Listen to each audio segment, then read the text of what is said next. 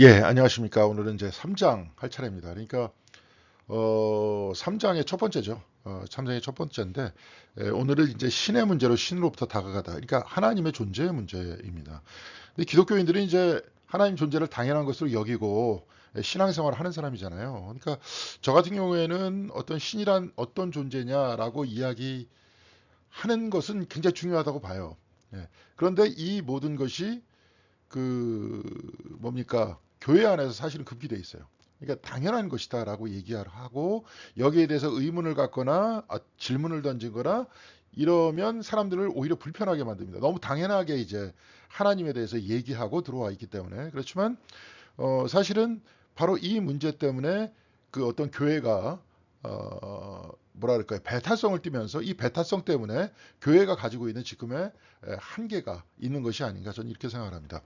그러니까 전 그래요. 그러니까 지금 바깥에서 이렇게 쭉 따져놓고 보면 예를 들어서 뭐 불교인이다, 캐톨릭이다, 그러면 그냥 반감이 별로 없어요. 근데 개신교인이라면 대단히 반감이 있거든요. 예, 왜냐하면 여기에 따르는 굉장히 배타성 때문에 그렇습니다. 근데 이제 이 책에서는 이런 걸 가지고 저도 이제 여기서 처음 봤는데요. 유일신론이 아니라 배일신론 때문이다. 아마 이제 이분이 그 일본식의 어떤 용어를 만들었어요. 그러니까 배일신론이라는 거는 다양한 신 중에서 우리의 신만이 참된 신이다. 이렇게 이야기를 하는 겁니다. 근데 유일신론이라는 것은 다른 건 없고 하나님만이 존재한다라는 것이에요. 근데 사실은 기독교가 유일신론을 가지고 있는 거죠. 예. 그런데 문제는 만약에 배일신론적 생각들을 가지고 있다면 배태성을 띠게 된다는 거예요. 그러니까 이거는 이분 나름대로의 생각입니다. 그러니까 그것도 흥미진진한 생각이니까 저 나름대로 재미있는 이야기입니다. 제 뒷배경에 있는 것은 시스티나 성당 벽화예요. 여기 프레스코화인데 이제 아담의 창조입니다. 그러니까 오른쪽에 하나님의 손이 있고 왼쪽에 아담의 손이 있는 것을 미켈란젤로가 나름대로의 상상력을 동원해서 쓴 거죠. 근데 우리가 하나님은 어떤 존재다? 인간의 모습을 한 존재다.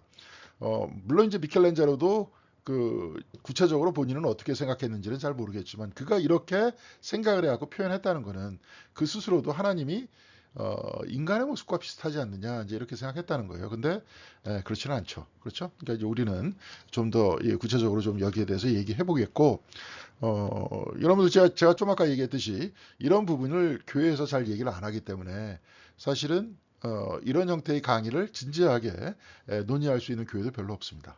자랑스럽게 생각하시면서 여기에서 우리가 같이 한번 논의하고 생각해 볼 수 있도록 하면 좋을 것 같습니다. 자, 이분은 그렇게 이야기를 해요. 사실은 이 이야기가 전부예요.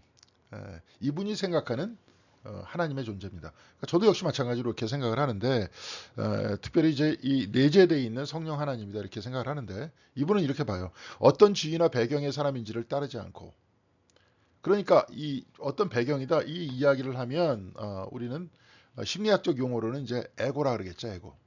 뭐 예를 들어서 뭐 대통령이다, 뭐 장관이다, 그렇죠? 돈 많은 사람이다, 부자다, 예?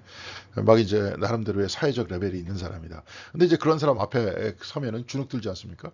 그리고 또 그런 사람이 만약에 자기 에고에 빠져 있다면, 자기 자신이 진정한 인간이라는 형태가 아니라 내가 어떤 사람이냐, 내가 어떤 지위에 있는데, 내가 얼마만큼 돈이 있는데 이렇게 생각하면 어떻게 될 것 같습니까?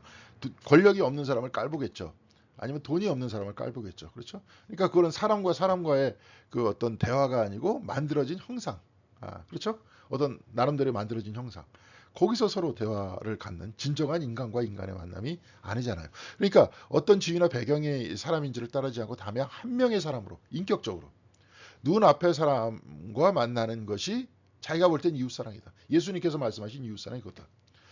가난한 사람이 복이 있다. 하나님 나라가 그들의 것이다. 이 이야기를 이분은 그렇게 해석을 해요. 실질적으로 가난한 사람이 복이 있다. 이런 얘기는 아니고 가난한 사람도 똑같이 인격적으로 대우해주는 바로 그곳에 하나님 나라가 있다는 거죠. 네. 그리고 바로 그렇게 하는 사람한테 하나님 나라가 열린다는 겁니다. 그래서 그 만남을 성립시키는 것이 바로 신이라 불리는 존재입니다. 바로 그 가운데 하나님이 있다는 거예요. 예? 그래서 이분은 이제 이 이야기를 추적하기 위해서 이렇게 쭉 얘기합니다. 굉장히 단출하고 현실적입니다. 뭐 이제 예를 들어서 뭐 저기 뭐 사랑의 교회인가 뭐 그런 데는 무슨 각각의 아까도 얘기했지만 그 에고의 모임들이 따로 있다며요. 무슨 뭐 검사 모임, 무슨 뭐 판사 모임, 그 있더라고요. 보니까 어떤 교회는 보니까 뭐 교수들 모임 해가지고 그 사람들이 뭐 따로 해갖고 뭐 현실적으로 그렇게 얘기할 수 있겠죠. 왜냐하면 그런 사람들끼리 뭐 예를 들어서 통하는 말이 있고 화제도 비슷하니까 그 사람들과 더 친숙하게 지낼 수 있다라고 이야기하는 현실을 누가 성경에서 그렇게 하라 그랬습니까? 지네 멋대로 그렇게 얘기한 거죠. 그래서 물론 그런 식으로 해가지고 이제 그 교회 안에서도 이제 세력권이 되는 거죠. 그러면서 나는 또 어떤 삐까번쩍한 교회에 다니는 어떤 누구다. 다 쓸데없는 헛되고 헛된 짓들입니다. 예? 그거 하라고 교회에 있는 거 아니에요. 근데 엉뚱한 거 지금 만들어 놓고 있는 겁니다. 자, 그래서 이분은 어떤 지위나 배경의 사람인지 다 신경 쓰지 말고 사람과 사람의 나와 너의 인격적 만남을 가지고 있는 그 사랑의 장소에 하나님께서 계신다. 바로 그 안에서 발생되는 사랑이 이웃사랑이다. 이제 이런 얘기고요. 바로 그곳에 이 만남을 성립시켜 주시는 분이 곧 하나님이시다. 이제 이분은 이렇게 믿고 있다는 거예요. 이렇게 신앙 고백을 앞에 딱 얘기하고 이제 쭉 이야기를 합니다. 그러면서 이제 이 책 안에서는 이렇게 돼 있어요. 신에게는 신을 부정하는 자들의 저주가 경건한 사람들의 찬미보다도 오히려 바람직한 경우가 있다. 신에 대한 의문을 느끼는 사람들의 말이 오히려 더 진지하고 성실한 경우도 많다. 이 이야기는 뭐냐? 루터가 이렇게 쭉 얘기를 했는데 여기까지 얘기했습니다. 여기까지 신에게서 죄송합니다. 이 따옴표를 이게 뭐냐면 단순하게 그냥 그 무의판적으로 받아들이면서 딱 얘기하다가 자기 자신의 어떤 배타성이 성립이 돼서 살아나가는 사람. 저도 이제 먼저 정동교회 있을 때 그런 양반 봤어요. 그 양반 이름 얘기하면 여기 이것을 보는 정동교회 교인들 아주 황당한 사람이었습니다. 목사도 가리키려고 그러고 뭐 아나무인입니다. 그냥 자기가 최고고 아무도 못 가리켜요. 그 사람은 자기가 최고. 이게 딱 해서 뭔가 누군가 지금 벌써 낌새를 알아채신 분들 있을 겁니다. 하여튼 내가 보더라도 여태까지 신앙생활하면서 가장 황당한 사람이었는데 근데 여하간에 그런 저 사람은 어떻게 되냐면 여기서도 이제 나중에 나올 겁니다. 우리 기독교는 이제 유일신론을 믿는다. 유일신론은 사실은 굉장히 보편적인 신적 개념이에요. 근데 그 유일신은 기독교가 독점할 수 없다는 거예요. 그렇죠. 자, 하나님보다 교회 안에 하나님이 있습니까? 아니면 하나님 안에 교회가 있습니까? 하나님 안에 교회가 있다. 그럼 그 하나님은 어떤 분이에요? 모두를 품어안는 보편적인 분이잖아요. 그런데 내가 그를 독점하고 있다. 내가 믿는 그 신이 유일하고 다른 그 사람은 자기가 이렇게 믿고 있는 그 신은 목사도 다 틀렸어. 다 틀려. 자기가 그냥 맞아. 근데 내가 볼 땐 그 사람 항상 인상 찡그리고 다녀요. 지금 그 교회 잘 안 다닌다 그러더라고. 항상 찡그리고 다녀. 그럼 행복할 거 아니야. 본인만 유일하게 그 신을 안다면 자기는 행복해야 될 거 아니에요. 근데 항상 찡그려. 뭔가 행복하지 않잖아요. 그러면서 무슨 본인이 뭘 이렇게 했다고 잘난 체를 해. 하여간 웃기는 친구가 이렇게 있었습니다. 자, 그런데 그런 부분에 대해서는 경건하다라고 이야기하는 경건을 가정한 굉장히 배타주의. 그러면서 그 안에 존재하는 폭력성 이런 것보다 오히려 거기에 대해서 의문을 던지면서 진지하게 하나님을 찾아가는 사람 오히려 이런 사람이야말로 더 경건한 사람이 아니겠는가 오히려 루터가 얘기했어요. 루터가 그런 이야기를 했다는 겁니다. 자, 신은 정말로 존재하는가? 물론 이제 존재한다라고 이분은 이야기하고 싶고 그 좀 전에 사랑이라는 인격적 만남을 가능하게 만들어 주시는 분. 우리도 이제 삼위일체 주일인데 성령 하나님께서는 성부 하나님과 성자 하나님, 성부 하나님이란 분은 초인격적 분이죠. 그렇죠? 인격으로서는 담아낼 수 없는 분. 그런 하나님 우리 실질적으로 경험하잖아요. 뭐 예를 들어서 뭐 하나님은 나는 나다. 그리고 우리를 창조하신 분이다. 우리는 그 하나님에 대해서는 알 수 없다. 그렇지만 그 하나님을 떠나서는 우리는 살 수 없다. 예를 들어서 하나님이 영이시다. 그럼 영이시라면 우리에게 즉 우리 의식을 집어넣어 주시고 생명을 불어넣어 주신다. 근데 그 하나님은 우리가 볼 수 없다. 알 수 없다. 그렇지만 우리와 지금 함께 있다. 이런 초인격적인 하나님을 이야기하기도 하고 또한 예수 그리스도를 얘기하면서 인격적 만남을 이야기하잖아요. 우리는 그걸 같이 경험을 하지 않습니까? 그렇죠. 그리스도를 통한 인격적 만남, 또 하나님을 통한 초인격적 만남. 그 만남을 가능하게끔 해주시는 분. 그런 하나님을 믿게끔 하시는 분. 똑같은 하나님인데 바로 그것이 성령 하나님. 그러면서 삼위일체를 기독교에서 얘기하는 이유가 이렇게 다양한 형태의 그 하나님을 우리가 만나기 때문에 그래요. 하나님 한 분이신데 우리와 만남의 관계 속에서 다양해지는 거예요. 그래서 이제 하여튼 뭐 그런 겁니다. 근데 이제 여기서도 신은 정말로 존재하는가? 이거 뭐냐면 텔레비전이 있다. 뭐 여기서 예를 들어서 이 핸드폰이 있다. 뭐 이런 식으로 하나님을 있다라고 이야기할 수 없다는 거예요. 왜냐하면 하나님은 이분 같은 경우에 단순하게 눈에 보이지 않기 때문이다. 네. 이거 저거 저 접시가 있다, 뭐가 있다, 뭐가 있다 하는 식으로 하나님이 있다 할 수 없다는 거예요. 오히려 이제 우리가 같이 공부했었던 마이스터 에카르트 같은 분은 뭐예요? 여기저기 있다가 아니라 우리의 근원이라 그러잖아요. 있음의 근원이라 그러잖아요. 그렇죠? 예, 그러니까 원천이라 그러잖아요. 그렇게 이야기를 해요. 그리고 여기서 얘기하는 이분은 이제 중간에 여러분들도 금방 알 거예요. 이게 기독교의 창조, 예를 들어서 창세기 제1장의 이야기는 하나의 세계관이다. 예. 그들이 하나님을 어떤 세계 안에서 이해하고 있느냐 하는 세계관이다. 그러니까 그 이야기를 가지고 과학의 학설과 예를 들어서 진화론은 아니겠죠. 뭐 예를 들어서 빅뱅 우주론과 뭐 창조의 이야기를 뒤섞어 가지고 설명하는 방식은 자기는 적절하지 못하다고 생각한다. 저도 마찬가지입니다. 어떤 저기 창세기 제 1장에 하나님 빛을 먼저 창조하셨고요. 나중에 태양을 창조하셨어요. 그러니까 딱 이제 과학자들이 저기 뭐 카이스트 대학 뭐 이딴 데서 또 무슨 뭐 창조과학회 얘기하는 사람이 있다 그러더라고요. 뭐 그런 사람들이 막 얘기하면서 먼저 것은 빅뱅이고 두 번째 것은 태양이다. 뭐 이런 식으로 막 얘기하는데 성경은 거기에 대해서 얘기를 안 했어요. 그래서 성경은 우리가 알고 있는 현대의 과학이라는 것들은 뭐냐면 15세기에 갈릴레오 갈릴레이 이후로부터 실질적인 과학이다라는 세계관이 성립이 되면서 그 다음부터 학문이 성립이 되는 겁니다. 근데 성경은 언제 쓰여졌어요? 가장 우리와 근접하게 쓰여졌다는 예를 들어서 뭐 요한복음 계열 그것도 100년에서 120년 사이에 쓰여졌거든요. 다 고대 문서입니다. 구약 성경 그건 더 오래됐잖아요. 근데 그때는 과학이 존재하지 않았습니다. 근데 그걸 자꾸 과학하고 결합해가지고 짬뽕을 이야기하려고 하면 어떡합니까? 그러면 그거는 뭐냐? 세계관이었다. 그런 얘기예요. 그래서 과학의 학설과 성서의 창조 이야기를 한데 묶어서 설명하는 데는 자기는 부적절하다. 이제 우리가 뭐 창조 과학이다 뭐 이런 거는 부적절하다 이렇게 얘기를 하고 있고요. 그런데 그 구약의 성경을 딱 보면 하나님의 형상대로 창세기 제 1장에 보면 하나님의 형상대로 남자와 여자를 만들었다 그러잖아요. 그렇죠? 근데 과거에 이렇게 쭉 보면 이 마르둑이라는 신은 뭐냐면 그 가나안의 신입니다. 가나안의 어떤 나름대로 창조신 비슷한 존재인데 그 가나안의 왕들은 마르둑의 후손이다 이렇게 생각을 했어요. 그리고 파라오의 태양신이잖아요. 그러니까 태양의 아들이잖아요. 그러니까 이집트 왕들은 태양신의 자손들이라는 거야. 그러니까 왕이 신인 거예요 다. 그런데 구약 성경에서는 어떻게 나와 있습니까? 왕을 만들었다 얘기 안 하고 남자와 여자를 다 만들었다 그러잖아요. 굉장히 평등적 세계관을 이야기하고 있지 않습니까? 예, 그렇죠? 그러니까 그 안에서 무엇을 이야기하려고 하느냐 이제 거기에 대해서 이제 얘기를 하는 거예요. 그러나 이제 성서는 하나님의 형상대로 남자와 여자를 창조했다 이렇게 나와 있잖아요. 그리고 이제 근데 과거에는 이제 일본 얘기하는 거예요. 우리나라 얘기는 아니고 우리나라도 이제 옛날에 뭐 당군 신화 같은 그거 봤을 때 무슨 뭐 저기 위에서 이제 그 뭐예요?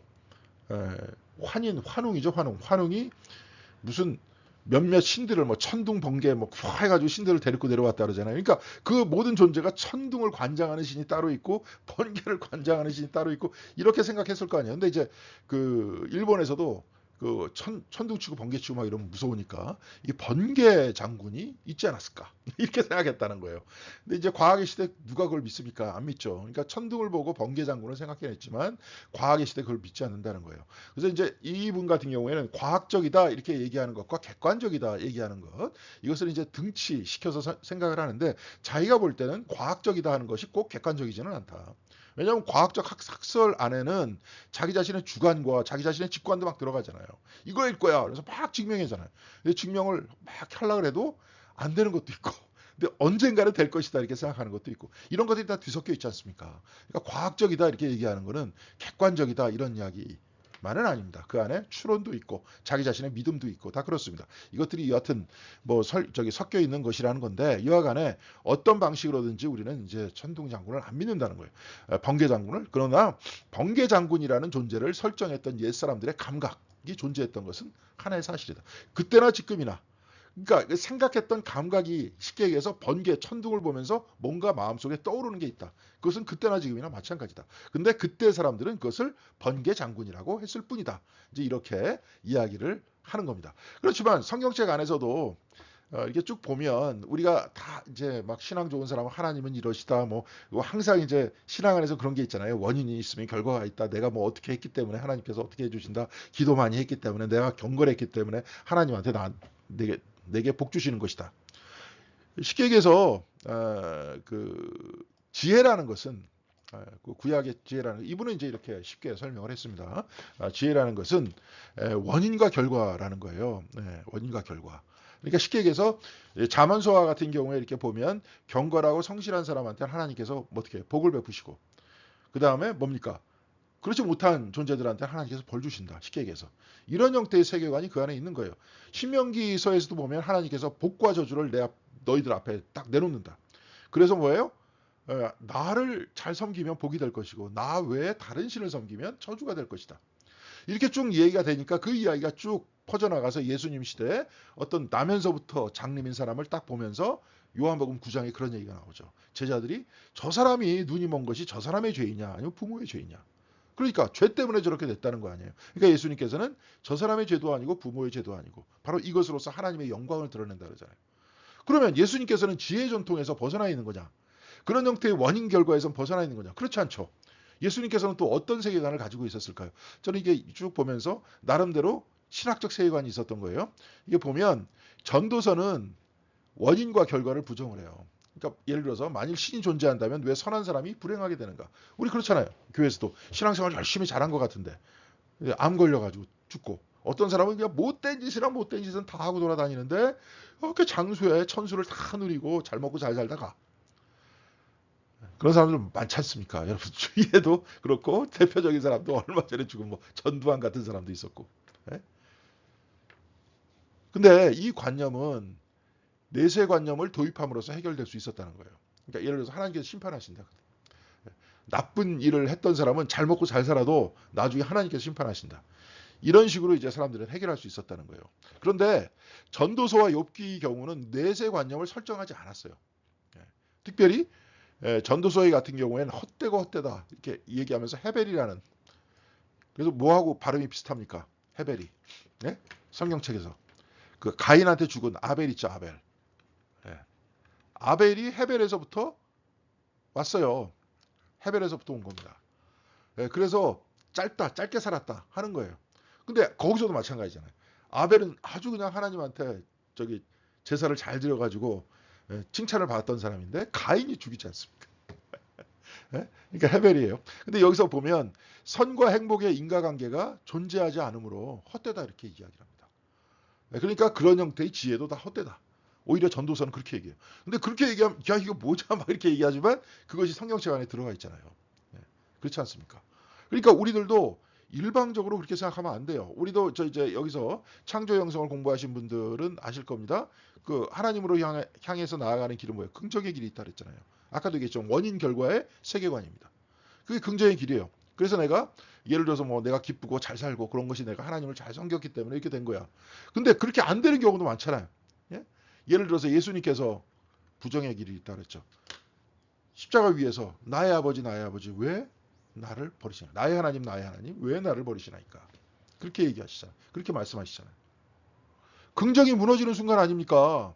긍정이 무너지면서 부정으로 가는 순간 아니에요. 그러면서 어떻게 되는 거예요, 사실은? 이제 키에르케고르 같은 사람은 뭐라고 얘기하냐면 반복이라는 표현을 씁니다. 근데 이게 반복이 아니고 어떤 진입이에요. 사실은 덴마크어로는 이게 뭐냐면 되받음이에요, 되받음. 그러니까 쉽게 얘기해서 성장하는 겁니다. 똑같이 일상을 보내고 있지만 내가 그래서 과거에 막 신앙이 흔들려. 도저히 내가 과거에 가지고 있는 관념을 가지고 하나님을 설명할 수 없고 나한테 일어나는 현상을 설명할 수 없어요. 그렇지만 그 부정적인 상황을 통해서 내 신앙이 성장을 하면서 하나님의 깊은 뜻을 알게 되죠. 그러면서 똑같은 나를 지나가지만 이제 반복되지만 그렇지만 나는 되받아서 새롭게 성장하는 존재가 된다. 이제 이런 이야기를 키에르케고르가 얘기하죠. 그러니까 긍정 하나만을 가지고는 신앙이 성립될 수가 없어요. 긍정 하나만을 가지고. 우리 모두는 불행할 수밖에 없습니다. 왜요? 우리는 다 헤어져야 되잖아요. 사랑하는 사람과 헤어져야 되잖아요. 부부끼리 나이가 들다 보니까 어렸을 때는 막 처음에 결혼해서는 막 그냥 둘이 없어서는 그냥 안 된다는 존재로 막 여기다가 나이가 들면서 이제 점점 그렇죠. 너는 너 나는 나 그렇게 되겠지만 여하튼 그래도 우리 교회에서도 먼저 이렇게 보니까 그 어떤 할머니 권사님 계셨는데 남편하고 뭐 이렇게 사이가 뭐 그랬던 것 같아요. 근데 이제 그분이 갑자기 장례식 제가 같이 가다가 남편분이 저기 교회에서 장례식 그분이 구역장이라서 이제 정동교회입니다.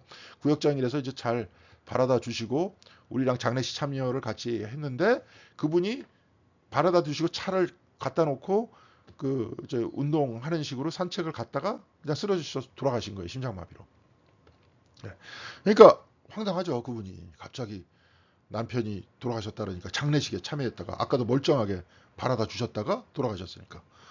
그러니까 이제 굉장히 좀 나이가 있으신 분이에요. 그러니까 이제 막 하다가 나중에 깜짝 놀라서 막 그랬는데 이제 그 하여튼 뭐 장례식 그래도 또 치러주고 그다음에 몇 주 지난 다음에 그 권사님 만나서 아유 괜찮으시냐 그러니까 아 이제 사는 게 사는 것 같지가 않다. 그렇게 말씀하시더라고요. 예. 별로 친하지 않는데 않다고 생각하는데 다들 나이가 들면 좀 그렇잖아요. 그래도 여하튼 그렇게 된다는 겁니다. 둘 중에 하나가 먼저 죽잖아요. 네. 남편이 먼저 죽든 부인이 먼저 죽든 그리고 나서 자기 차례가 되고 자기 차례가 되는 것도 슬프잖아요. 그렇죠? 아무리 교회를 열심히 다녀도 이건 발생하는 현상 아닙니까? 예. 자, 그러니까 우리가 생각하는 단순한 긍정적 인과관계를 가지고는 다 설명할 수 없다는 거예요. 그러니까 전도서와 같은 이야기가 나온다는 거예요. 그래서 전도서는 인과관계적 지혜를 거부하나 헛됨의 지혜를 통해 과거의 신인식을 해체, 과거 내가 가지고 있는 다 이럴 거야 하는 그 인식을 해체하고 있어요. 그게 어디에 들어있느냐? 성경 안에 들어있다는 겁니다. 전도서. 진짜로 그래요. 그래서 우리 같이 읽어야 돼요. 밸런스를 맞춰야 돼요. 긍정의 길이 있으면 부정의 길이 있어야 돼요. 십자가가 있어야 되고 부활이 있어야 돼요. 그렇죠? 그냥 부활만 있지 않잖아요. 십자가 있잖아요. 그러면서 우리도 그렇게 성장하면서 여기까지 이렇게 왔지 않습니까? 그래서 세상에서 헛된 일이 벌어지고 있다. 전도서 이제 8장 14절에 악한 사람이 받아야 할 벌을 의인이 받는가 하면 의인이 받아야 할 보상을 악인이 받는다. 이것을 보고 나 어째 헛되다고 말하지 않을 수 있겠느냐. 원인 결과가 지혜라고 얘기했는데 그건 뭐예요? 지혜가 곧 헛되다 이렇게 이야기하는 거죠. 그러면서 전도서는 뭘 얘기합니까? 과거의 것을 해체하잖아요. 그러면서 새로운 것들을 우리에게 이야기하게끔 새로운 길을 찾아가게끔 우리의 과거에 가지고 있었던 어린아이와 같은 신앙에서 한 단계 높이게끔 이야기를 해준다. 이제 이런 얘기입니다. 자, 그래서 여러분 쭉 보면 하나님이라는 말에서는 뭐가 떠오르는가? 이게 어렵지 않은 부분이에요. 이제 오늘도 짧게 끝내야 되니까 쭉 써놨는데 한번 쭉 읽어보십시오. 하나님의 말에서 뭐가 떠오르는가? 이제 여기서 뭐가 나오냐면 뭐 다신교라든지 일신교라든지 이제 우리 기독교에서는 그럼 일신교인데 일신교는 과연 뭐냐? 이제 그 다음에 특히 여기서 나오죠. 이분은 그렇게 표현을 해요. 빨간색 방 안에 있어서 평생 나오지 않는 사람. 그러니까 뭐 빨간색 방일 수도 있고 파란색 방일 수도 있고 여하튼 아무 색깔이 다 괜찮습니다. 그 방 안에 딱 있어가지고 나오지 않는 사람은 자기가 있는 그 방 안을 빨간색이다라고 알 수 없을 거라는 거예요. 왜냐하면 세상에 색이 그거 하나밖에 없으니까. 비교 대상이 없으니까. 마찬가지로 유일한 신은 보이지 않아요. 왜냐? 비교 대상이 없기 때문에 그래요. 유일하기 때문에 비교 대상이 없어요. 그렇기 때문에 뭐가 없냐? 이름이 없다는 거예요. 알라다 이렇게 저기 이슬람에서 얘기를 하죠. 이건 뭐냐면 아람어에서는 하나님을 뭐라고 표현했냐면 알르하라 그랬습니다. 알르하. 이게 어원이 같기 때문에 똑같은 거예요. 일자라는 뜻이에요. 일자 한 분. 우리 기독교식으로 이제 우리 기독교가 아니라 우리가 이제 표현하는 방식이 하나님 하나예요. 하나. 그거 외에는 표현 방식이 없습니다. 자, 야훼라 그랬는데 이 야훼라는 이름도 이분 얘기는 19세기 때쯤 발견했다는데 발견한 건 아니고 추측하는 겁니다. 이게 왜냐하면 나의 주님 요게 이제 아도나이라는 글이거든요. 근데 여기 밑에 보면 여러분들 뭐가 보이냐면 모음이 봅니다. 이거 모음이에요, 이게 모음. 히브리어 모음이요. 근데 이게 나중에 붙여진 거예요. 원래 히브리어는 이 모음이 없어요. 이 위에 거는 이게 뭐냐? 자음이에요. 자음만 있고 모음이 없기 때문에 계속 발음하지 않으면 까먹어요. 이걸 어떻게 발음해야 될지. 그러니까 야훼라는 이름이 나올 때마다 뭐라고 발음했느냐? 나의 주님, 아도나이라고 발음을 했어. 그러니까 까먹은 거예요. 그래가지고 까먹은 겁니다. 그래가지고 이제 겨우 얘기하는데 왜냐? 얘기를 안 해. 이름이 없어요. 이름이 있다 그래도 거룩해서 얘기를 안 해. 그런 이야기입니다. 자, 잠깐만요.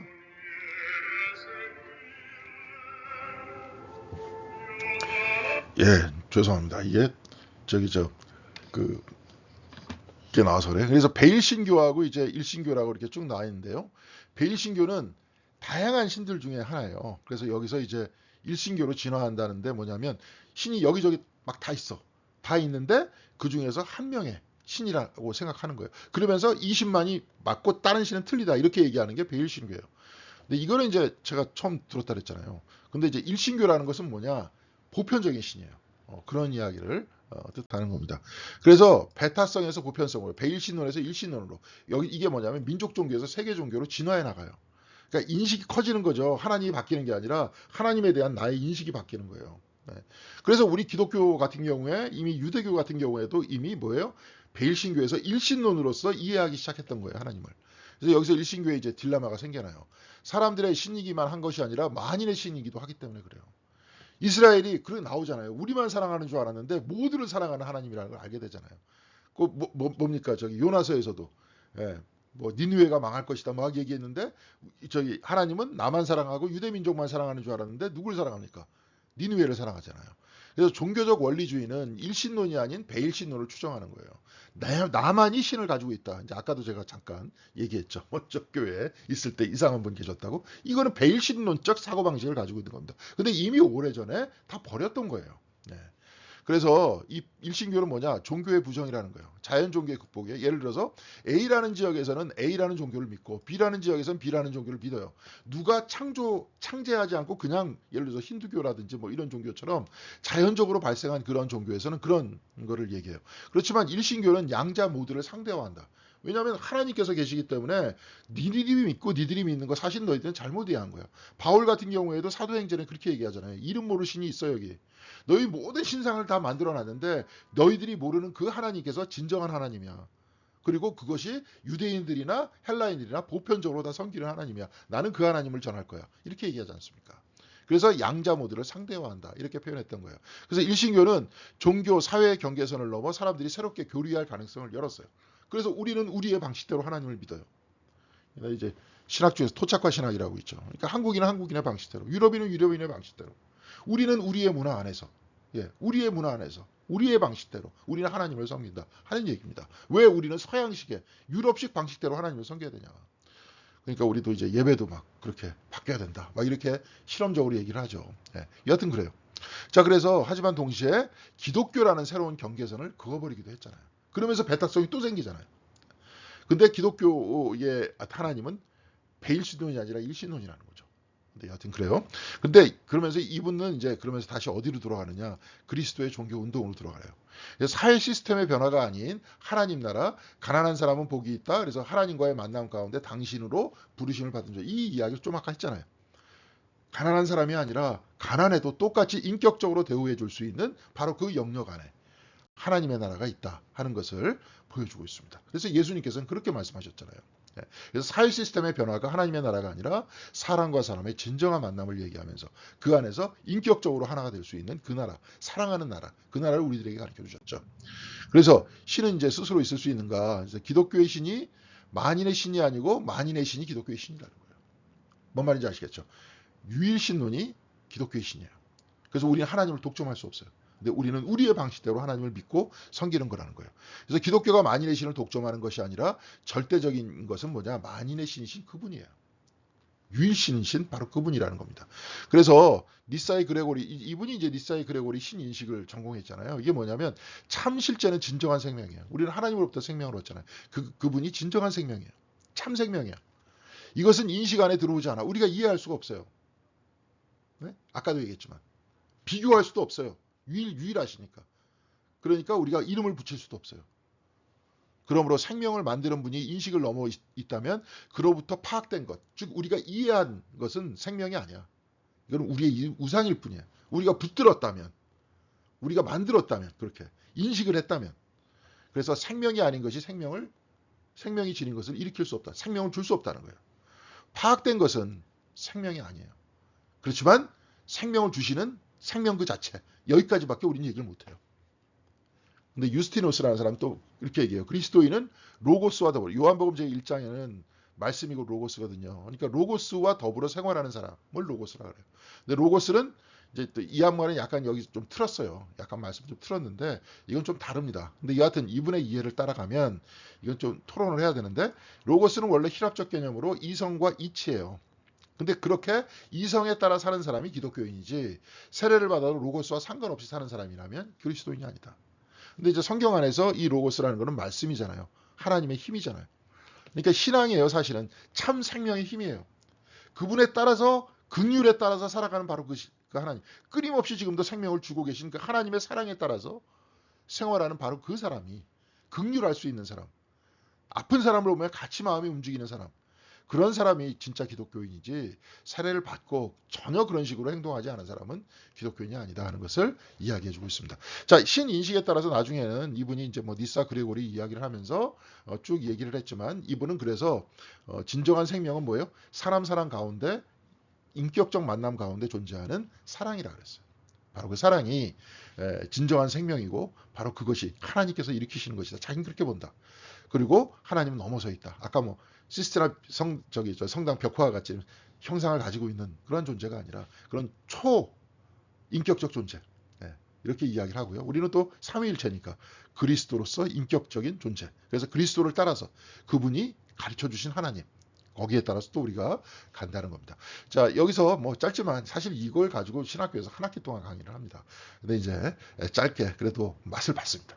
여러분들도 같이 한번 인식해 주면 좋겠고요. 여기에 대해서 의문이 있거나 생각이 있으시면 그 카톡방에 올려놔 주시면 좋겠습니다. 예, 감사합니다. 수고하셨습니다.